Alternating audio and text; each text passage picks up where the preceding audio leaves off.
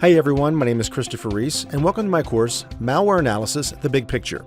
In addition to being a trainer here at Pluralsight, I'm also an IT Ops Manager for a very large enterprise, and I have over 20 years of IT experience. I'm also a former law enforcement officer who specialized in computer crimes, and in addition to all of that, I've been training students from all over the world on various technologies since 1998.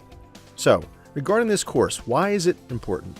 Well, this course is super important, whether you're an individual contributor, a frontline supervisor, executive management, or even on the board of directors of a large enterprise.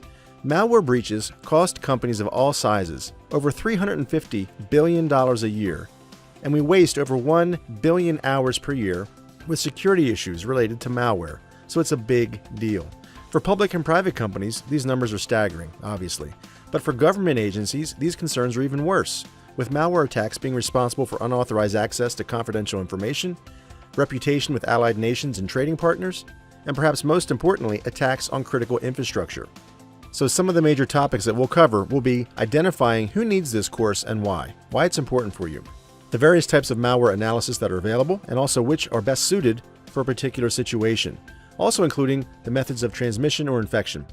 We'll also talk about malware investigations, in other words, the tools and the teams that are needed to effectively process the breach, and also the golden hour decisions or the important decisions right after that breach or incident occurs.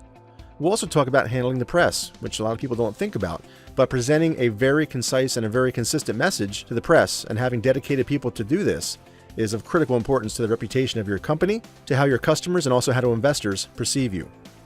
And then also questions and concerns relevant to the board of directors. So that way you can ensure you're identifying the threats properly, doing a gap analysis to ensure those holes are being filled, and also most importantly, dedicating resources in the right areas. So by the end of this course, you'll have the information and the language and terminology, and most importantly, the key focus areas necessary to ensure your company is fully addressing the massive threat that malware poses to your company. You understand the types of threats, response best practices, and the tools, teams, and resources required to mitigate and remediate those malware threats within your environment. So I hope you'll join me on this journey and help keep malware out of your environment by watching Malware Analysis, The Big Picture, here at Pluralsight.